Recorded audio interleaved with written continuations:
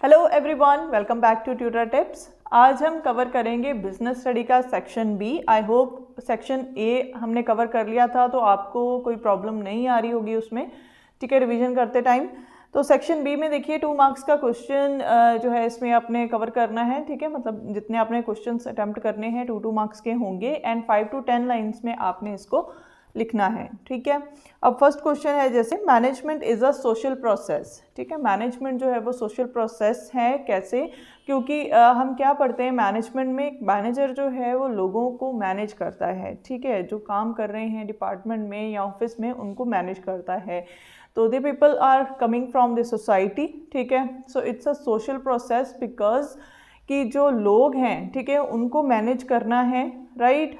तो किस तरीके से मैनेज करना है, उनके एटीट्यूड को समझना है, उनकी पर्सनालिटी को समझना है, उनके आईक्यू लेवल को समझना है। अकॉर्डिंग टू दैट एक मैनेजर की ये रिस्पॉन्सिबिलिटी है कि उसने जो भी वर्क है उसको प्रॉपर वे से डन करवाना है बाय दी अदर पीपल, ठीक है। तो लोगों को मैनेज करना है तो उसके लिए लोगों के बारे में जानना बहुत ज़रूरी है, राइट। तो इस तरीके से आपने बताना है कि मैनेजर जो है उसका क्या काम है, क्या रिस्पॉन्सिबिलिटी है, किस तरीके से उसने लोगों को मैनेज करना है। उसके बाद है हमारा next question, explain briefly gang plank, ठीक है। अब गैंग प्लैंक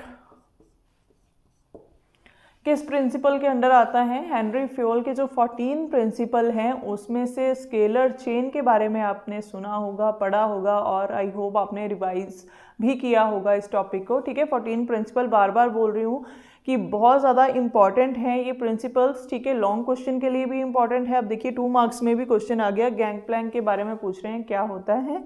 तो आपको ये जो हेनरी फ्योल के 14 प्रिंसिपल्स हैं अच्छे से कवर करने हैं आपने, राइट। तो देखिए गैंग प्लैंक में आपने क्या बताना है, गैंग प्लैंक क्या होता है, इसमें आपने एक पहले छोटा सा डायग्राम बनाना है, ठीक है।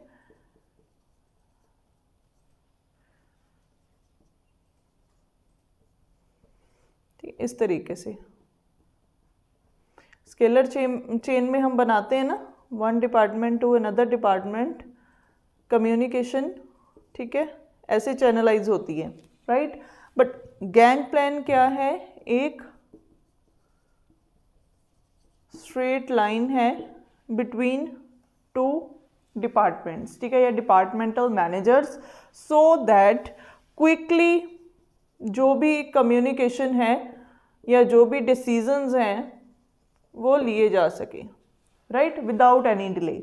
क्योंकि क्या है स्केलर चेन में हम पढ़ते हैं कि जो भी कम्युनिकेशन है वो क्या है, from one department to another department with proper channel communicate होती है। लेकिन जो गैंग प्लैंक है ना, ये क्या करता है, डायरेक्ट रिलेशनशिप बनाता है 2 डिपार्टमेंटल मैनेजर्स के बीच में, सो दैट इजी और क्विकली जो भी डिसीजन मेकिंग है वो पॉसिबल हो सके या फिर क्विकली जो भी डिसीजंस है वो लिए जा सकें, ठीक है, विदाउट एनी डिले, राइट। तो इस तरीके से आपने गैंग प्लैंक के बारे में बताना है। मैं आपको छोटी छोटी इंट्रोडक्शन देती रहूँगी, ठीक है, आपको बताती जाऊँगी कि क्वेश्चंस में क्या आएगा।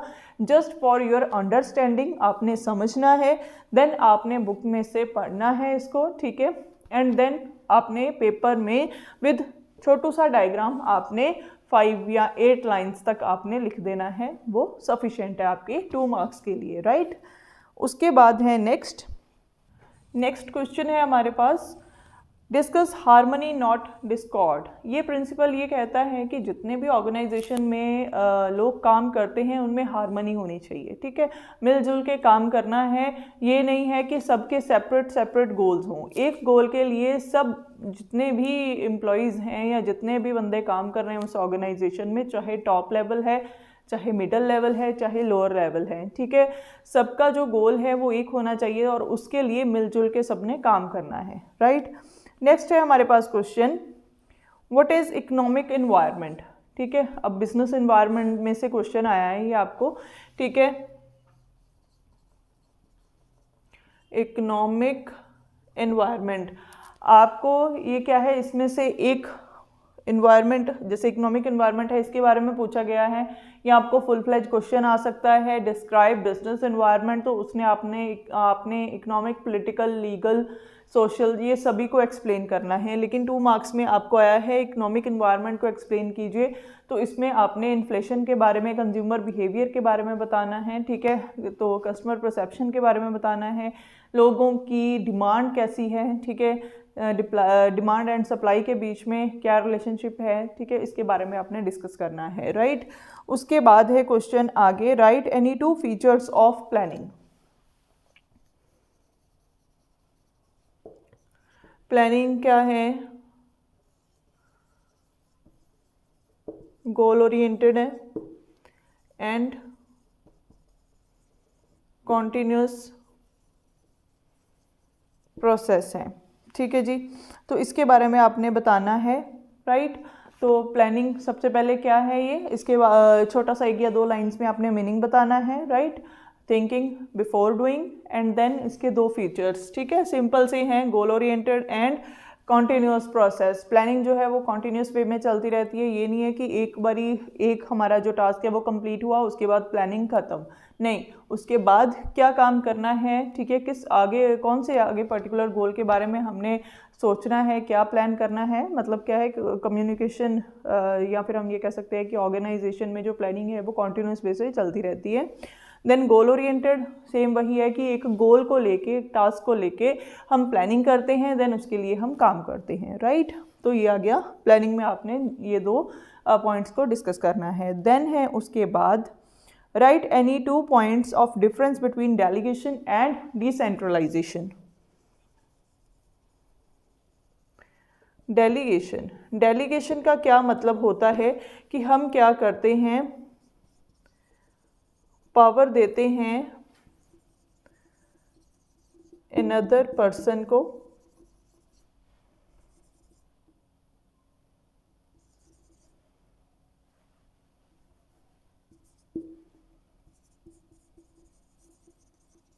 To do a particular work और टास्क, ठीक है, सिंपल सी बात है। डेलीगेशन ये होती है कि जब हम क्या है किसी को हम दे देते हैं वर्क करने के लिए, राइट।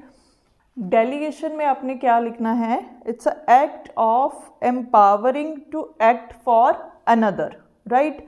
उसके बाद है डिसेंट्रलाइजेशन। डिसेंट्रलाइजेशन में क्या आएगा कि we are dividing the large part of work into sub parts, ठीक है।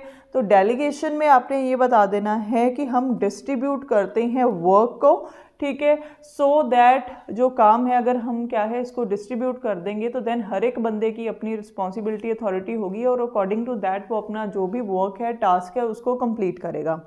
जो डिसेंट्रलाइजेशन है उसमें क्या आएगा, डिवीजन आ जाएगी, ठीक है। हम क्या करते हैं, डिवीजन कर देते हैं, डिवाइड कर देते हैं, ठीक है, जैसे वर्क को according to the departments, according to the specialization, ठीक है, जिस भी पर्सन की जो स्पेशलाइजेशन है अकॉर्डिंग टू दैट वो बंदा काम करेगा। सिर्फ एक ही, या फिर हम ये कहेंगे कि सिर्फ एक ही बंदे के ऊपर पूरे का पूरा बर्डन नहीं होगा, हर एक चीज़ को स्कैटर किया जाएगा। उसके बाद है डिफाइन स्टाफिंग। स्टाफिंग का क्या मतलब है यहाँ पे, सिंपल सी बात है, हायरिंग पर्सन्स या फिर candidates for a particular job, ठीक है, इसको हम क्या बोलते हैं, स्टाफिंग। उसके बाद है question, what is on the job training. अब ऑन द जॉब ट्रेनिंग क्या होती है, जब एम्प्लॉयज़ काम करते करते सीखते हैं, ठीक है, जब उनको उनके काम पे ही, जब वो जॉब पे होते हैं उसी टाइम पे क्या है उनको ट्रेन किया जाता है, उनको जैसे उनके लिए कोई सुपरवाइज़र है उसको लाया जाता है सो दैट वो क्या है उस पर्टिकुलर वर्क को पहले सीखें फिर करें, ठीक है। जैसे मैकेनिक्स होते हैं, ठीक है, वो अगर सपोज़ उनके पास कोई नया बंदा आता है काम करने के लिए तो सबसे पहले वो क्या है उसको बताते हैं कि किस तरीके से काम करना है, कौन से टूल्स यूज़ करने हैं, ठीक है, किस टाइम पे क्या काम करना है। तो वो बंदे जो न्यू हायर किए जाते हैं वो पहले सीखते हैं एंड देन अपने सुपरवाइज़र के साथ वो काम करते हैं, राइट। उसके बाद right any 2 qualities of leader. Leader की क्वालिटीज़ क्या होती हैं? First of all, who is the leader? Who knows और हु शोज द वे, ठीक है, और a right way we can say, ठीक है, जो राइट पाथ पे लेके जाए और जिसको खुद को नॉलेज हो क्या अच्छा है क्या बुरा है और सभी लोग उसको फॉलो करते हैं, दैट वो लीडर है। तो उसकी क्वालिटी क्या होनी चाहिए? उसमें पेशेंस होने चाहिए दूसरों को सुनने के, और एक राइट डिसीजन मेकर होना चाहिए, ठीक है। तो ऐसे आप भी अगर खुद ये सोचो कि अगर आप भी लीडर हो तो आप क्या करोगे, ठीक है, अकॉर्डिंग टू दैट आप अपनी क्वालिटीज़ को आप मेंशन कर सकते हो, ठीक है, अगर आप लीडर हो तो, ठीक है। या फिर एक मैनेजर या एक लीडर जो ऑर्गेनाइजेशन में अपने फॉलोअर्स को संभालता है या फिर हम ये कहते हैं कि मैनेज करता है, तो देन उसके लिए उसकी क्या क्वालिटीज़ क्या होनी चाहिए वो आप खुद भी लिख सकते हो, right. Very simple question. Then है control employees taking actions explain, ठीक है। तो ये कैसे हैं कि हम ये कहते हैं कि कंट्रोलिंग क्या है कि जब प्लान्ड एक्टिविटीज़ को एक्चुअल में परफॉर्म किया जाता है, देन उसके बाद रिजल्ट आता है, देन हमें ये पता चलता है कि ये इफ़ेक्टिव कंट्रोलिंग है, ठीक है।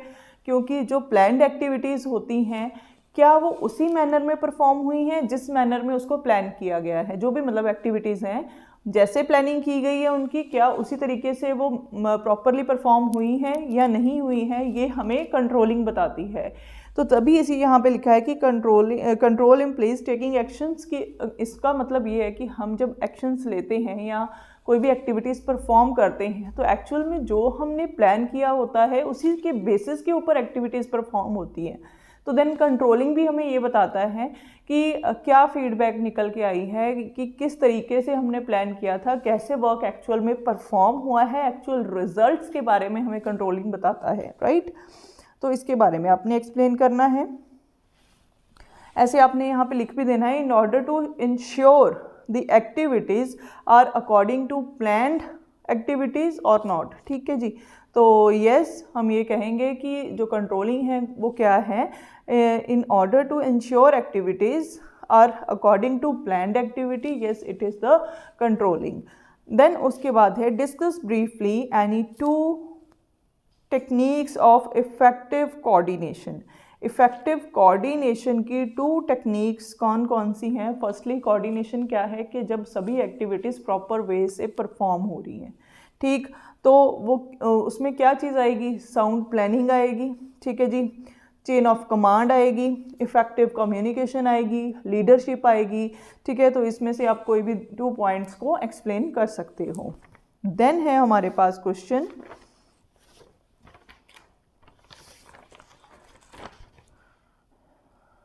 विच are various sources of fixed capital. Fixed capital के सोर्सेज क्या हैं? रिटेन्ड अर्निंग्स हैं, ठीक है, या फिर इशू ऑफ शेयर्स हैं, राइट, डिवेंचर्स हैं, इसके बारे में आप लिख सकते हो। Then explain any 2 protective functions of SEBI. इसमें आप सिंपली ये लिखोगे प्रोहिबिशन ऑफ फ्रॉडुलेंट एक्ट्स और prohibition on unfair trade practices, right. Then उसके बाद राइट एनी 2 सोशल और एथिकल ऑब्जेक्शंस अगेंस्ट एडवर्टाइजिंग, ठीक है। एडवर्टाइजिंग के अगेंस्ट एथिकल और सोशल ऑब्जेक्शंस क्या हो सकते हैं? यही कि फर्स्टली आपने, इसमें जर्नल सा क्वेश्चन है ये, इसमें आपने ये लिखना है कि फर्स्टली तो जो कंज्यूमर है या कस्टमर है, he is not right now ready to buy any such things, ठीक है, कोई कार या रेफ्रिजरेटर कुछ भी, ठीक है, वो लेने के लिए सडनली या फिर सपोज अगर वो नहीं रेडी है, लेकिन जब वो एडवर्टाइजमेंट देखता है तो देन एडवर्टाइजमेंट इस तरीके से दी जाती है प्रोडक्ट्स की कि खुद ब खुद वो पर्सन जो है वो ऑफर्स देख के या उस एडवर्टाइजमेंट से इम्प्रेस होके प्रोडक्ट को खरीदता है, ठीक है।